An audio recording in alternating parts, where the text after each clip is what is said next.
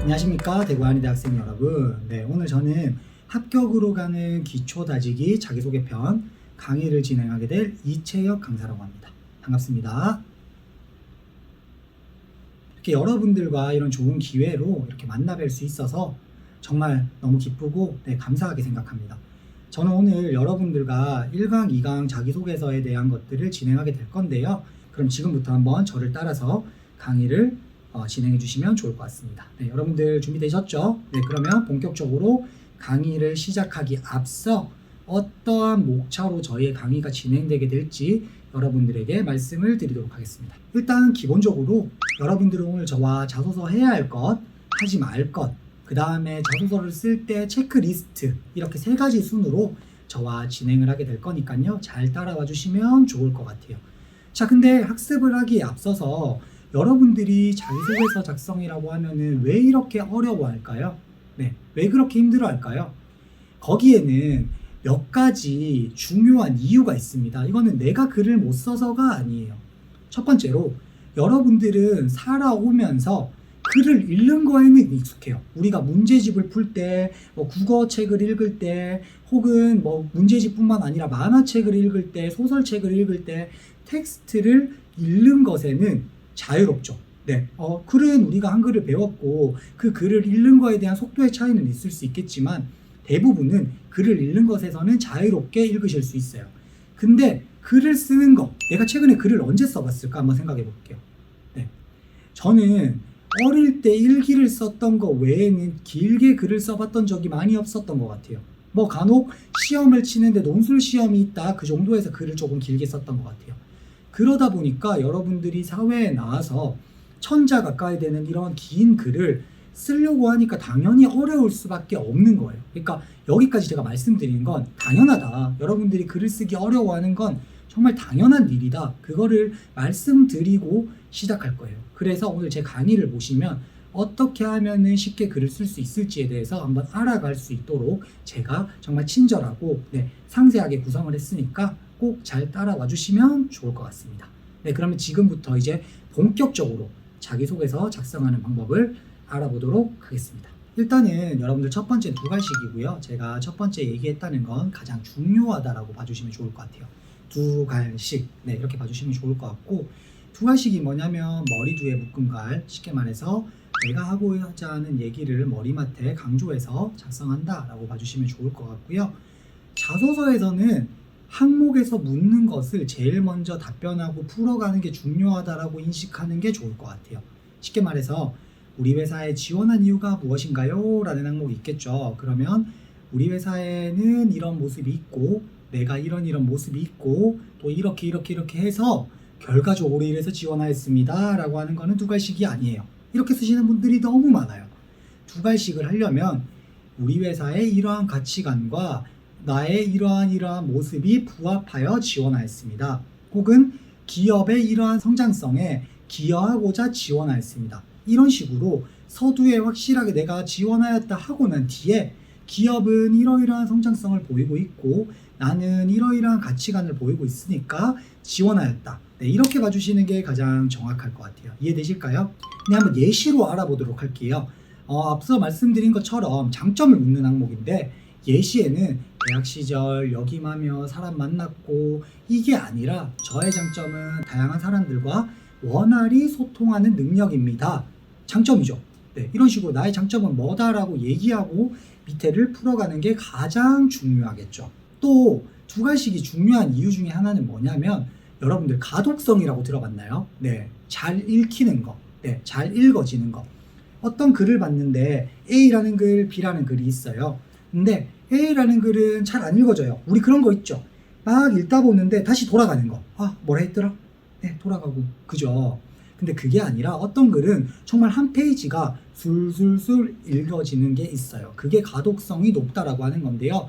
우리가 글을 쓰는 가독성을 높이는 다양한 요소들이 있지만 그 중에 가장 중요한 게 2갈식이라고 봐주시면 좋을 것 같아요. 이해되시죠? 뒤에 가서 얘기하는 것도 다 가독성을 높이는 것 중에 일부고요. 자소서는 결국은 여러분들이 글을 쓰는 거고 그렇기 때문에 꼭 가독성을 높일 수 있는 2갈식을 하셔야 되는 게 중요합니다. 여기까지 2갈식에 대해서 한번 알아보았어요. 네, 이제 두 번째로 넘어가도록 할게요. 자소서 해야 할 것 두 번째는 문단 나누기입니다, 여러분들. 문단 나누기는 한번 여러분들이 직접 보는 게 좋을 것 같아서 PPT를 제가 넘겨볼게요. 엔터 안 한 경우 탁 보이시죠? 엔터를 한 번만 한 경우 탁 보이시죠? 네. 엔터를 두 번 한 경우 보이시죠? 자, 차이점을 보시기 쉽도록 엔터를 안 한 경우와 두 번 한 경우 극단적인 사례를 비교할게요, 여러분들. 딱 눈에 봤을 때 뭐가 눈에 들어오나요? 네, 엔터를 안 한 경우가 당연히 눈에 더 안 들어오겠죠. 왜 그러냐면 글이 일단 뭉툭하고요.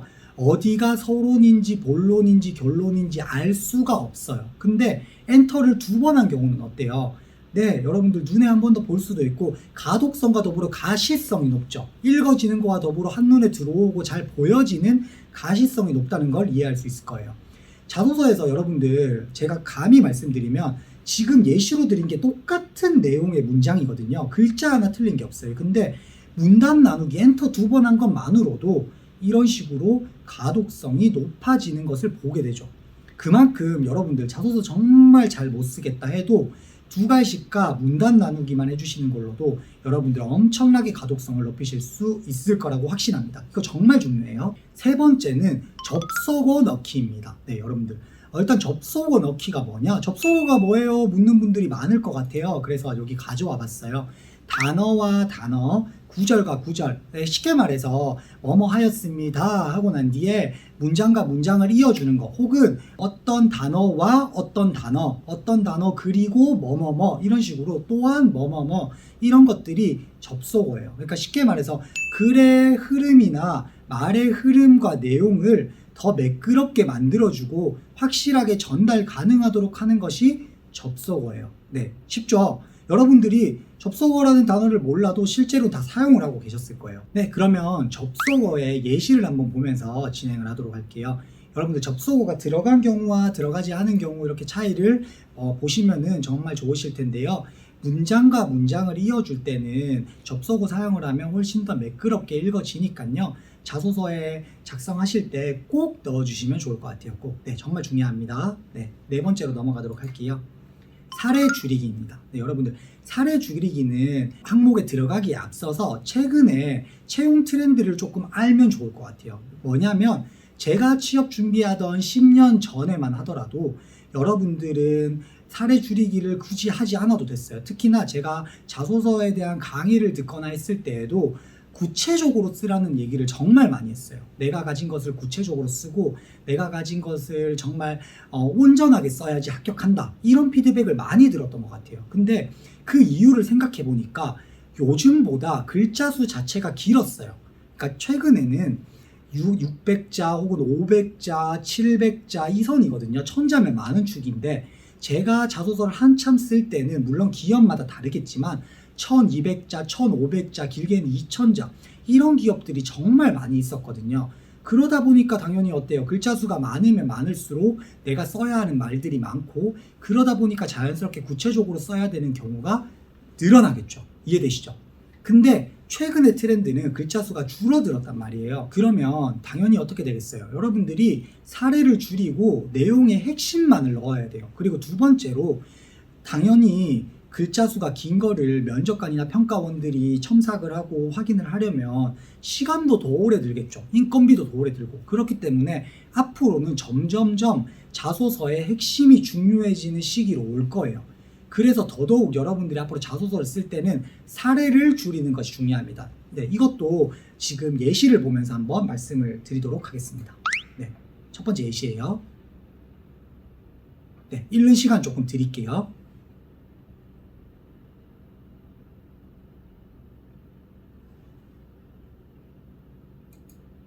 네, 두 번째 예시입니다.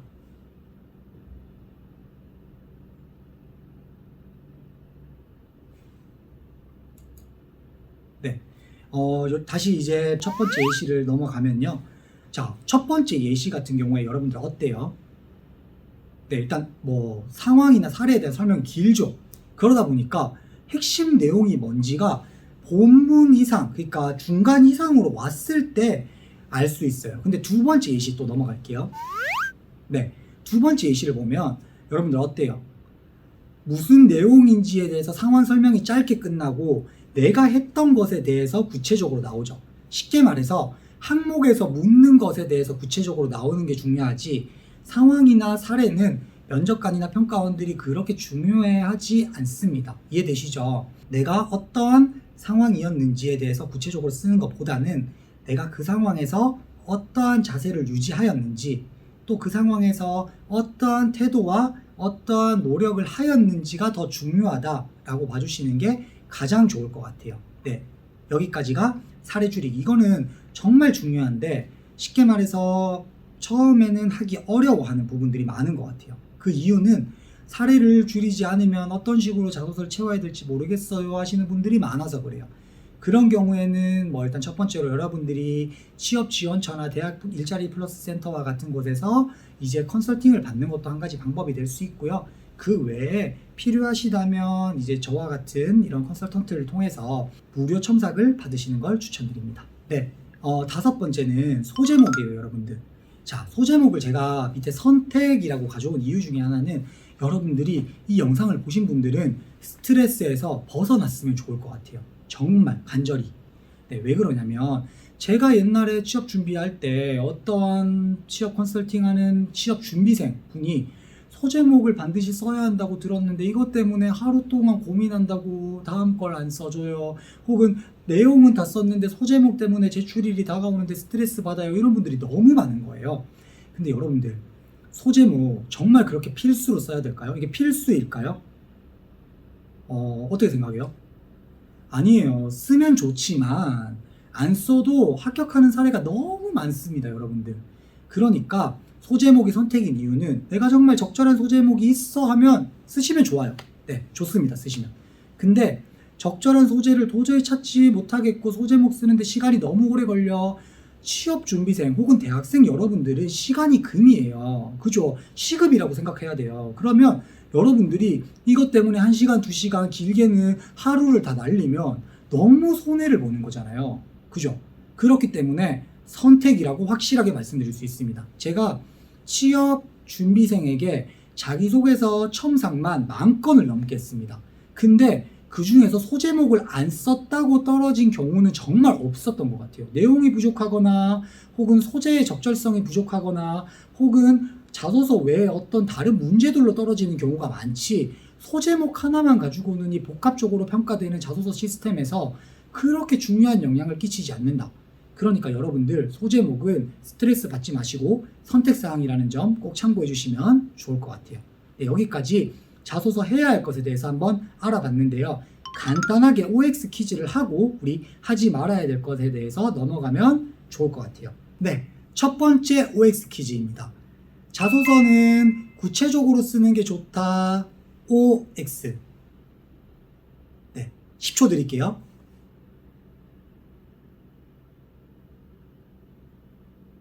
시간 가고 있어요.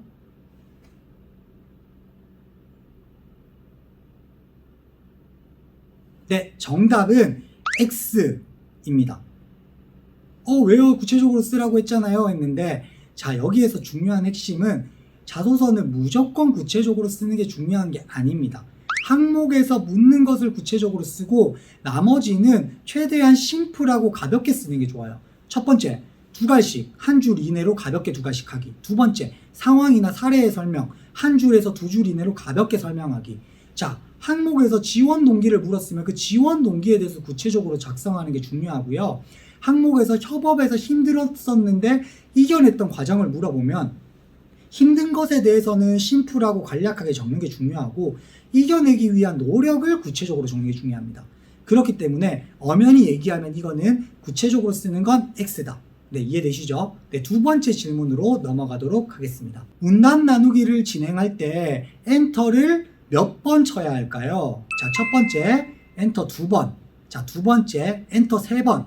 자, 세 번째 엔터 1번. 여러분들 1, 2, 3번 중에서 정답은 뭘까요? 네, 이것도 5초만 드리겠습니다.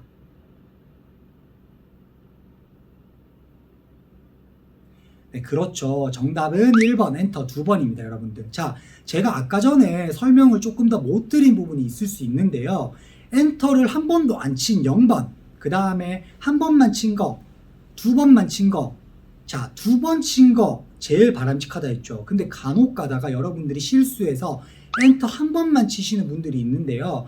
이거는 오히려 가독성을 더 저해할 수도 있어요. 그렇기 때문에 정말 부득이하게 내가 문단 나누기 못했다면 아예 안 하는 게 낫지, 한 번만 치시는 건 절대 추천하지 않으니까요. 여러분들이 이 부분 꼭 기억해 두시면 좋을 것 같습니다. 네, 여러분들 지금까지 자소서 해야 할 것에 대해서 한번 알아보았고요. 거기에 키포인트는 두 가지, 문단 나누기, 접속어, 사례 줄이기 이렇게 있으니까요. 여러분들 이 부분에 대해서는 꼭 메모하시고 이제 하지 말아야 될 것으로 넘어가면 좋을 것 같습니다. 네, 자소서 하지 말 것인데요. 첫 번째, 제가 늘 그랬죠. 제가 가장 강조하는 게 첫 번째 나옵니다. 이렇게 강조했는데요. 첫 번째는 전은을 제외하는 거예요. 자, 이게 무슨 말일까? 예시 보면서 말씀드리겠습니다. 자, 제가 땡땡 공단에 근무할 당시를 땡땡 공단에 근무할 당시로 바꾸라는 얘기예요. 예시 두 번째 볼게요. 저는 땡땡 봉사활동을 하며 이렇게 했던 거를 땡땡 봉사활동을 하며 봉사시간 100시간을 수료하였습니다. 바꾸라는 거예요. 그 이유는 뭘까요, 여러분들? 자소서는요, 내가 주체로 돼서 글을 쓰는 거예요. 그래서 저는이나 제가가 들어가면 두 번 강조되는 거예요. 저는이라고 하는 거와 똑같아요. 이해되시죠? 제가라고 하는 거와 똑같아요. 그리고 자소서에서 가장 중요한 거는 불필요한 것에 글자 수를 채우지 않는 것이 중요해요. 근데 여러분들 저는이나 제가나 이렇게 중복되고 불필요하게 글자 수를 채우면 당연히 좋지 않게 평가가 되겠죠. 그렇기 때문에 이거는 반드시 제외하는 것을 추천드립니다. 자소서에서 정말 기본적이니까요. 여러분들 저는 그 자소서를 이렇게 평가할 때요. 저는과 제가를 보고 이 친구가 자소서에 대해서 공부를 하고 쓰는 건지 아니면 그냥 정말 막 쓰는 건지를 판단해요. 그만큼 중요한 포인트니까 꼭 저는과 제가는 제외하시는 걸로 저희끼리는 정리하면 좋을 것 같습니다. 두 번째는 부정적인 표현이에요. 자, 여러분들 그냥 일상생활에서도 마찬가지예요. 우리가 대화를 하는데 와, 공기가 정말 좋아 라고 하는 친구랑 아, 어제보다 공기가 나쁘네 하는 친구들이 있어요. 맞죠? 그 다음에 너무 쉬운 예시인데요. 네, 물이 반컵 남았네를 와, 물이 아직도 반컵이나 남았네 라고 얘기하는 친구와 아유, 물이 반컵밖에 안 남았어 라고 하는 친구가 있어요. 이거는 자소서와 면접 상황에서도 마찬가지입니다. 우리가 절대 부정적인 표현을 쓰는 것을 추천하지 않고요. 절대 작성하지 않는 것이 중요합니다. 강조하는 거예요.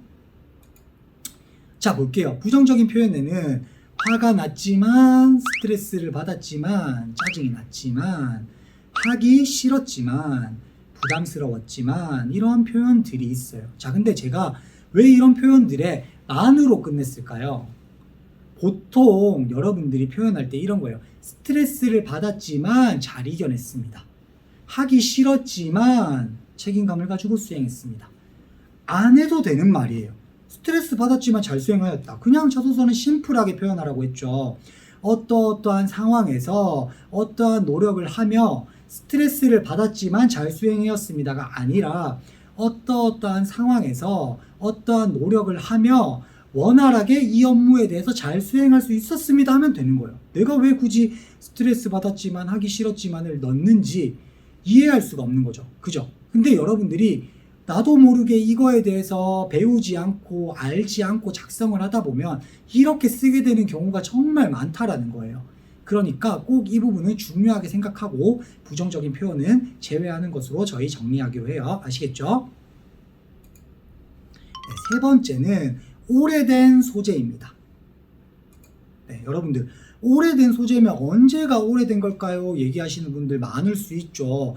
그거는 당연히 시기에 따라서 판단하는 것이 정말 중요합니다 라고 말씀드리고 싶어요. 네. 자, 여러분들이 일단 지금 현재 보고 계시는 것처럼 대학생 신분일 때 당연히 대학 시절 소재를 최대한 활용할 수밖에 없겠죠. 왜? 내가 대학 졸업하고 난 뒤에 사회 초년생일 때의 소재는 지금 현재로서는 없을 가능성이 크기 때문에. 그리고 남자분의 경우에는 군대의 소재도 최근이기 때문에 소재를 활용할 수는 있을 것 같아요. 단 군대의 소재는 추천하진 않아요. 단 대학생 신분일 때 쓸 수는 있다. 한 개의 항목 정도는. 이해되시죠? 자, 근데 여러분들이 고등학생 시절도 대학생 신분일 때는 사용할 수 있어요. 네, 당연한 거죠. 왜 그러냐면 내가 대학교 1학년, 2학년이다. 고등학생 해봐야 1, 2년 전이에요. 최근의 소재이죠. 근데 고등학생 소재를 너무 흔하고 뻔하게 쓰는 것은 추천하지 않고요. 수상했던 상황이나 남들이 하지 않았던 정말 특별한 소재가 있다. 그러면 고등학생 소재를 써도 괜찮습니다. 그런데 여러분들이 대학 졸업 후에 취업 준비생 시기일 경우에는 어떻게 할까요? 네, 당연히 대학 시절의 소재는 피하는 게 좋겠죠. 왜냐면 졸업하고 난 뒤에 얼마나 많은 일들이 있었겠어요. 아르바이트나 맞죠? 그런 것들을 사용하시는 게 중요해요. 그리고 당연히 앞서 말씀드린 군대 소재도 추천하지 않아요. 남성분들 군대 보통 1학년 끝나면 가시죠. 그러면 갔다 와서 졸업하고 난 뒤에 정말 많은 시간이 지났는데 군대 소재를 한다? 군대는 일단 기본적으로 너무 뻔한 소재들이 나올 수밖에 없고 흔할 수밖에 없기 때문에 추천하지 않을 뿐더러 내가 대학 졸업까지 했는데 군대 소재밖에 없다. 이 친구는 정말 다양한 경험이 없고 취업 준비에 대해서 아직 준비가 되지 않았다라고 판단할 수 있기 때문에 이 부분은 꼭 제외하는 게 중요하고요. 마찬가지로 고등학생 소재도 이제 정말 5년 전, 6년 전에 소재가 되었죠. 그렇기 때문에 아무리 특별하더라도 가급적이면 새로운 소재로 채워주시는 걸 추천합니다. 쉽게 말해서 어떤 소재를 그러면 쓰면 좋아요? 라는 질문에는 졸업 후에 여러분들이 진행한 사회생활, 아르바이트라든지 인턴이라든지 계약직이라든지 아니면 대외활동, 공모전, 뭐 해외 경험 이런 것들을 적극적으로 활용하는 것이 중요하지 누구나 할 수 있는 대학 시절 소재나 학창 시절 소재는 추천하지 않는다는 점 꼭 참고해 주시면 좋을 것 같아요. 네, 그 다음에 네 번째 구어체 사용입니다. 네, 여러분들 이게 정말 중요한데요. 구어체가 뭘까요? 일단 네, 구어체란 글에서 쓰는 말투가 아니라 일상적인 대화에서 쓰는 말투예요. 쉽게 말해서 내가 뭐뭐 해가지고 내가 뭐뭐 했는데 그래서 이렇게 했잖아. 이런 것들을 글로 쓰는 분들이 많아요. 네, 볼게요. 활동을 하면서 어떠한 성과를 달성한 경험이 있다. 구성이 되어서 그래서 시작부터 어떻게 해서 어색하여 어떻게 하였다. 이런 식으로 지금 예시가 쭉 흘러가고 있죠. 여러분들이 이 예시를 한번 제가 10초라는 시간을 드릴 테니까 혹은 정지하기 버튼을 눌러서 읽어보시면 좋을 것 같아요. 과연 잘 읽어지는지 아니면 뭔가 어색한지 한번 읽어보시면 좋을 것 같아요. 네. 그리고 예시에서 제가 지금 체크한 이 부분에 대해서 여러분들이 어색하게 생각했는지 한번 확인해 주실게요. 빨간색 표시된 부분. 네. 당연히 이쯤 되면 여러분들이 이해하시겠죠. 네. 이렇게 빨간색 체크한 부분이 여러분들이 흔하게 쓰는 구어체인데요. 이런 부분들이 바뀌는 것이 정말 중요합니다. 네, 이거를 그래서는 그리하여 이런 식으로 바꾸면 좋고요. 뭐뭐 했는데는 뭐뭐 하여 이런 식으로 그래서 쓰는 표현으로 적절하게 수정을 하는 것이 여러분들이 이런 구어체 사용을 줄이는 데 있어서 가장 중요한 포인트가 되고 구어체도 마찬가지로 가독성을 높이는 데 있어서 구어체 사용하지 않는 것이 가독성을 가장 높일 수가 있다라고 말씀드리고 싶습니다. 네, 그러면 자소서 하지 말 건 마지막 5번째 한번 보도록 할까요? 네, 5번째 모호한 표현입니다. 네, 여러분들 일단 내가 잘하겠습니다. 성과를 내겠습니다. 할 수 있다고 생각합니다. 어떠할 것입니다. 이런 표현들이 있는데요. 이런 것들은 모호한 표현이에요. 네, 이해되시죠? 이런 부분에 대해서는 늘 확실하게 표현하는 것이 가장 중요합니다. 잘하겠습니다. 성과를 내겠습니다. 잘할 수 있다고 생각합니다. 잘할 것입니다. 이런 것들은 모호해요. 네, 이해되실까요, 여러분들? 쉽게 말해서 잘할 거다. 어떤 걸 잘할 거다. 확실하게 얘기하겠죠. 근데 잘하겠다는 표현보다는 어떠한 것에 명확하게 기여할 거다. 성과를 낼 것이다 라고 얘기하는 것이 중요하고요. 그 다음에 어떠하다 생각한다 이런 표현은 자소서라든지 면접 상황에서 추천하지 않아요. 자, 예를 들어 이렇게 볼게요. 저는 이런 것을 잘한다고 생각합니다가 아니라 저는 이런 것에서 확실하게 성과를 낼 자신이 있습니다. 이런 식으로 명확하게 표현을 해주는 게 중요하고 그게 자신감을 내비칠 수 있는 방법이 되겠죠. 그리고 그거 외에도 어떠할 것입니다. 특히 마무리에서 우리가 저는 회사에 입사하여서 잘할 것입니다. 성과를 낼 것입니다. 이렇게 하는 경우가 많은데요. 왜 것입니다를 쓸까요? 그러지 않아도 괜찮아요. 나는 어떠할 것입니다를 나는 어떠하겠습니다. 어떠할 자신이 있습니다로 변경하면은 훨씬 더 여러분들이 전달하고자 하는 것이 명확해지고 확실하게 전달할 수 있다라고 봐주시면 좋을 것 같아요. 네, 그럼 여기서도 하지 말 것에 대해서 알아봤는데요. 간단하게 퀴즈 하나 정도만 하고 우리 체크리스트로 넘어갈 건데 1-1강은 여기서 마무리되니까요. 여러분들 간단한 체크리스트 퀴즈 한번 진행하시고요. 다음 단계 자소서 체크리스트 진행하기 편을 또 이어서 봐주시면 좋을 것 같아요. 네, 그러면 여러분들 퀴즈 하나 드리도록 할게요. 자소서에서 하지 말아야 될 것 중에 하나는 구어체 사용을 하지 말아야 된다. 여기서 구어체란 무엇일까요? 인데요. 여러분들이 여기는 객관식이 아니라 주관식이니까 한번 얘기를 해보세요. 자, 구어체란 무엇일까요? 라는 질문이에요. 지금 여러분들 얘기하고 있죠? 네, 구어체란 말하듯이 쓰는 건데 저희는 글에서는 글에 맞는 작성 방법이 있기 때문에 말하듯이 하는 것보다는 그 글에 맞는 형식으로 글을 쓰는 게 중요합니다. 라는 것으로 우리 마무리하도록 하고요. 자기소개서 체크리스트에 대한 강의를 한번 진행하게 될 예정인데요. 이 부분에 대해서 여러분들이 저를 잘 따라와 주시면 이번에도 여러분들이 이해하기 쉽고 간단하게 설명을 드릴 예정이니까요. 꼭 참고해 주시면 좋을 것 같아요. 거기에 앞서서 여러분들이 자소서를 쓸 때 어떤 마음가짐으로 쓰시나요? 네, 제가 답을 해볼게요. 보통 3가지 정도 있겠죠. 첫 번째는 쓰라니까 써요. 네, 제일 많아요. 할 수 없죠. 저도 그랬어요. 쓰라니까 쓰죠. 두 번째는 내가 강조하고 싶은 것만 써요. 네, 이게 또 흔한 두 번째 사례예요. 세 번째는 기업에서 원하는 것이 뭔지 좀 파악하고 쓰죠. 네, 소수예요. 근데 여러분들이 자소서 쓸 때 결국 이 세 번째의 마인드를 가지고 작성을 하는 것이 중요할 수밖에 없거든요. 근데 가장 많이 하는 실수가 뭐냐면 이 두 번째 상황이에요. 그러니까 첫 번째는 그냥 쓰라니까 쓰지 이런 친구들은 그냥 써요. 네, 큰 의욕이 없을 뿐더러 떨어져도 큰 타격이 없죠. 근데 내가 강조하고 싶은 걸 쓰는 친구들은 노력해요. 내가 가진 게 뭐지 고민도 하고요. 근데 기업에 대한 게 빠져 있다 보니까 탈락이라는 가능성이 높아지고 탈락했을 때 멘탈이 많이 흔들려요. 네. 그렇기 때문에 여러분들은 자소서 체크리스트에 앞서서 어떤 마음가짐으로 임해야 되냐면 기업에서 나를 뽑는다. 입장 바꿔. 내가 누구를 뽑는다. 나는 어떤 거 보고 뽑을래? 네. 혹은 내가 이 중에서 나의 친구가 될 사람을 뽑는다. 그럼 나는 그 친구가 될 사람을 어떻게 뽑을래? 글을 보고. 글을 막 썼어요. 누구는 나는 멋지고요. 나는 잘생겼고요. 막 썼어요. 나에 대한 것만. 근데 누구는 나를 분석한 거예요. 이채혁이라는 당신은 이런 사람이고 나는 이런 사람이기 때문에 우리는 이런 게 맞아요. 혹은 당신은 MBTI를 이런 걸 가지고 있고 나는 이런 MBTI인데 우리의 MBTI 조합이 가장 좋은 조합이에요. 이렇게 쓰는 거예요, 여러분들. 쉽지 않죠? 자소서를 쓸 때 혹은 채용과 면접 상황에서도 어떤 마음가짐이냐, 입장을 바꿔보자. 그래서 저 사람이 나를 뽑을 수밖에 없게끔 만드는 글을 쓰고 면접을 보자. 이게 가장 중요하다라고 말씀드리면서 체크리스트 시작하도록 하겠습니다.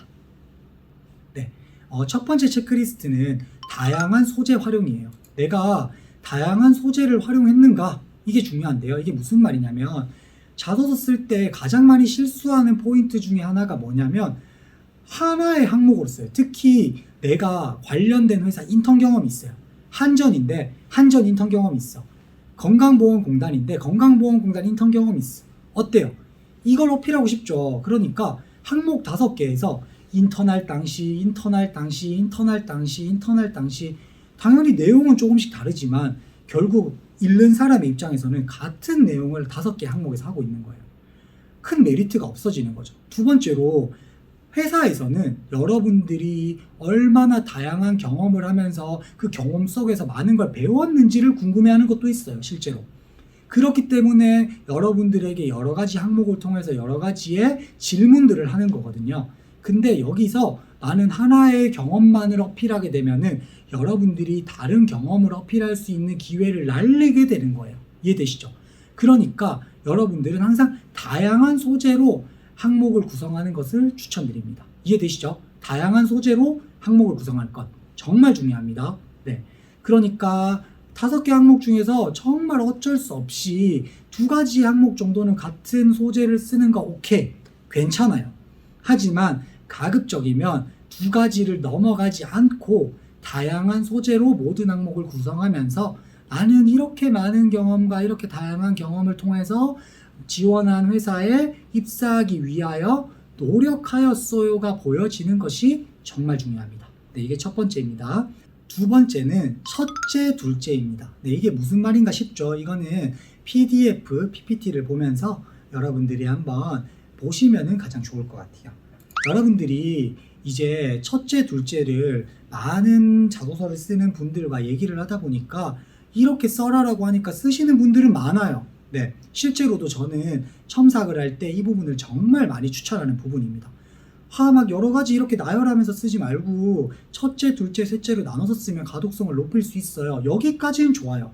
근데 어떻게 쓰냐가 정말 중요합니다. 자, 예시로 알아보기에서 지금 첫 번째 예시가 나오죠. 두 번째 예시 볼게요.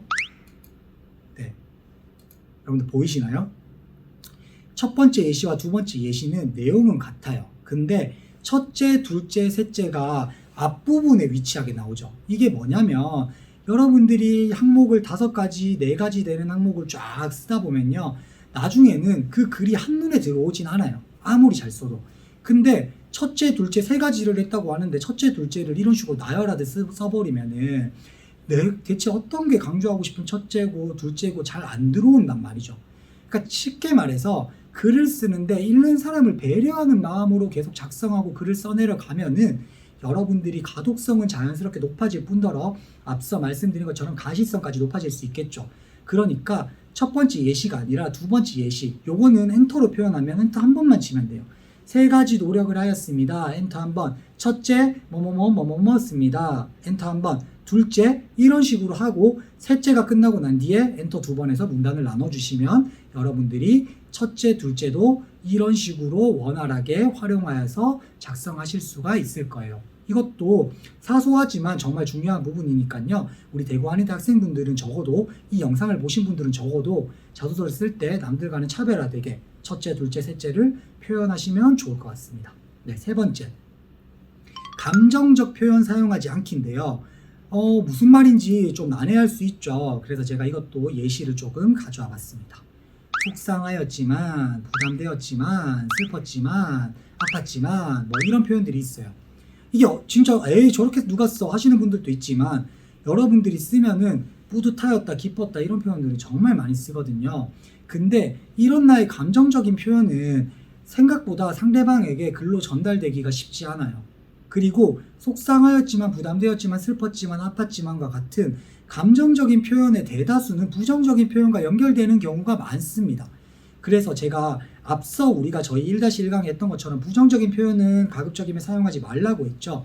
그거와 이어지는 것으로 감정적인 표현은 가급적이면 사용하지 않는 것을 추천드립니다. 이해되시겠죠? 자, 그럼 어떻게 표현해요? 했는데요.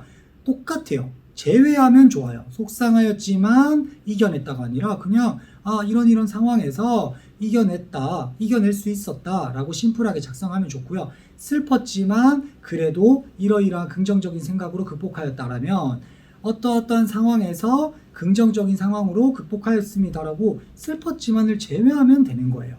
생각보다 단순해요. 그러니까 여러분들이 막 어떤 과제에서 부담스러웠지만 책임감을 가지고 조작이란 책임감을 가지고 이겨냈습니다. 이런 것들 되게 많이 작성하시는데요. 그게 아니라 어떠한 상황에서 조장이라는 책임감을 가지고 성실하게 임한 결과 최우수상이라는 성과를 낼 수 있었습니다. 이런 식으로 부담되었지만은 걷어내도 충분히 매끄럽게 이어질 수 있으니까요.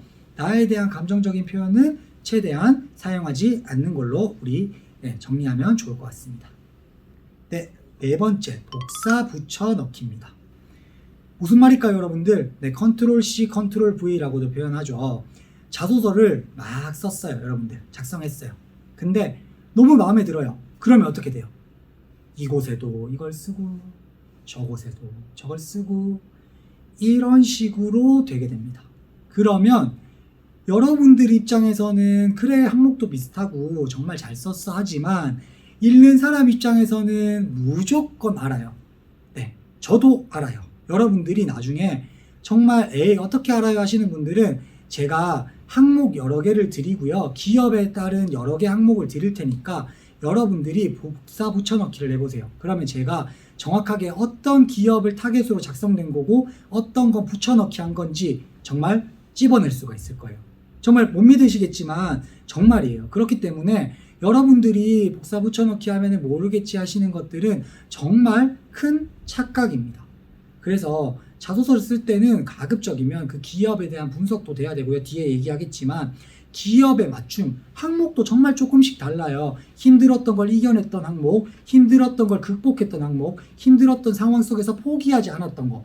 항목은 다 다른데 결국은 내가 생각했을 때는 힘들었던 게 메인이니까 힘들었던 걸 다 복사 붙여넣기 하겠다. 이런 분들이 정말 많거든요. 근데 이렇게 됐을 경우에는 여러분들이 느끼지 못하지만 면접관이나 평가하는 사람들은 이 친구 힘들었던 소재를 그냥 붙여넣구나, 우리 회사에 대한 간절함이 없구나, 혹은 성실함이 없구나 라고 판단을 해서 각 리스크가 클 수 있으니까 가능하면 복사 붙여넣기는 하지 않는 것을 저희는 추천합니다. 마지막으로 기업과 직무조사입니다. 무슨 당연한 얘기를 할 수 있냐 할 수 있겠지만 여러분들이 생각하는 것처럼 가장 당연하면서 정말 중요한 부분입니다. 여러분들 기업 조사하고 직무 조사할 때 이게 왜 필요할까요? 당연히 필요하죠. 지원 동기할 때도 필요하고요. 기업에 대해서 면접에서 물어볼 때도 필요하고요. 요즘에는 항목에서도 왜 지원하였는지 우리 기업에서 중요한 건 뭔지 물어볼 때도 필요합니다. 이해되시죠? 그렇기 때문에 여러분들이 이게 정말 중요한데요. 여기서 가장 중요한 거는 기업에 대한 조사를 기업 홈페이지에 들어가서 하시는 분들이 대다수예요.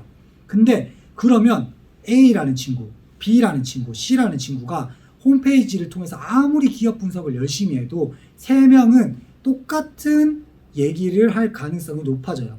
그렇기 때문에 제가 지금 추천드리는 거는 첫 번째 방법, 포털 사이트를 활용하는 건데요. 포털 사이트도 우리가 많이 쓰는 네이버와 또 다음, 구글 이런 식으로 다양한 사이트에서 검색하는 게 중요합니다.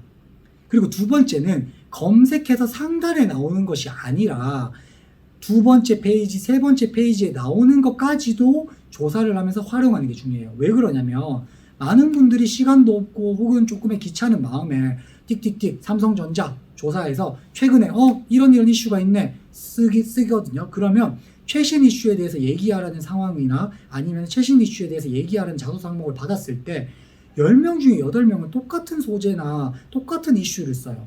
그러면 그 소재는 같기 때문에 거기에 따른 나의 주관적인 의견도 겹칠 수밖에 없겠죠.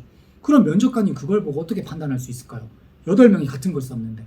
근데 나머지 2명은 두 번째 페이지, 세 번째 페이지 넘어가면서 다양한 포털을 통해서 남들이 쓰지 않는 근데 내가 관심이 있어 하는 것들을 이슈화해서 작성을 하는 거죠. 그러면 어떻게 될까요? 면접관도 이 친구는 우리 기업에 대해서 조사를 정말 많이 했구나, 충분하게 했구나라고 판단할 수 있을 뿐더러 훨씬 더 메리트 있는 내용으로 구성을 할 수가 있는 거죠. 이해되시죠? 그렇기 때문에 여러분들이 기업에 대한 조사를 할 때는 충분히 그 기업에 대해서 홈페이지는 기본이고요. 포털 사이트를 통해서 최근의 이슈나 그 기업에서 가고자 하는 방향에 대해서 조사하시는 게 정말 중요하다. 내가 이걸 조사하고 자소서를 쓰고 있는지에 대해서 체크리스트에서 꼭 구성을 해서 작성을 하시는 게 중요해요. 이해되시죠? 기업 조사하지 않고 직무 조사하지 않고 자소서 쓴다는 건 제 기준에선 말이 되지 않습니다. 합격률이 현저히 떨어집니다. 그러니까 여러분들 꼭 기업 조사 해주시면 좋을 것 같아요. 그리고 두 번째는 직무조사죠. 직무조사는 여러분들이 기술직이 있고요, 안전직무가 있고요, 생산직무가 있고요, 행정직무가 있고요. 정말 세분화되어 있죠. 근데 큰 틀에서 일단 1차적으로 조사하는 게 중요해요. 큰 틀은 뭐다? 산업이다. 그래서 여러분들이 자동차 산업인지 아니면은 철강업인지 아니면 반도체업인지 통신업인지 이런 큰 틀에서 산업에 대한 조사를 하고요. 두 번째는 거기에서 직무에 대한 조사를 하면 좋아요. 근데 기업과 직무는 뗄래야 뗄 수 없는 게 똑같은 직무임에도 누구는 인사행정, 누구는 인사노무 이런 식으로 다르게 표현되는 경우가 많겠죠. 그렇기 때문에 내가 지원한 기업에서 내가 하고자 하는 직무를 어떤 식으로 표현하는지, 이 직무의 범위가 A부터 Z까지 있다면 얼마만큼의 범위에 포함되는지를 1차적으로 조사하는 게 직무조사에서 가장 중요합니다. 두 번째 방법은 여러분들이 직무에 대해서 필요한 역량을 정리하는 거예요. 내가 지원한 직무에서 꼼꼼함이 필요하다, 성실함이 필요하다, 디지털 역량이 필요하다, 인적 관리 능력이 필요하다, 협업 능력이 필요하다, 이런 식으로 직무조사는 단순히 이런 직무에서 이런 업무만 합니다 해서 나아가서 이런 역량이 필요하다까지도 이어지는 거예요. 그러면 마지막은 뭘까요? 내가 이 역량 가지고 있는 것 중에서 어떤 걸 어필해야 할까? 꼼꼼함을 중요하게 생각하는 직무라고 하면은 꼼꼼함을 어필하기 위해서 어떻게 해야 할까? 그 부분이 중요하겠죠. 그래서 내가 생각하는 이 직무에서 필요한 역량은 꼼꼼함입니다. 저는 이러이러한 프로젝트를 진행하면서 꼼꼼함이란 역량을 발휘하여서 최선의 성과를 낸 경험이 있습니다. 쉽게 빌드업을 할 수가 있겠죠. 그러니까 여러분들이 가장 중요한 부분은 내가 기업에 대해서 이해하는 거, 직무에 대해서 이해하는 거. 그렇게 되면 어떠한 항목이 오더라도 기업에 맞춰서 작성할 수 있고 직무에 맞춰서 작성할 수 있게 됩니다. 이해되실까요, 여러분들? 네, 이렇게 제가 지금 5가지의 체크리스트에 대해서 한번 말씀을 드렸는데요. 우리가 늘 중요하게 생각하는 퀴즈 한 가지를 하면서 마치도록 할 건데요. 이번 퀴즈는 주관식입니다. 네. 자, 퀴즈입니다. 제가 여러분들에게 기업 조사를 할 때 다양한 포털 사이트를 조사해라고 말씀을 드렸는데요. 3가지 포털 사이트는 어떤 걸로 예시를 들었을까요? 네, 이 부분이 여러분들 퀴즈입니다. 5초 드릴게요.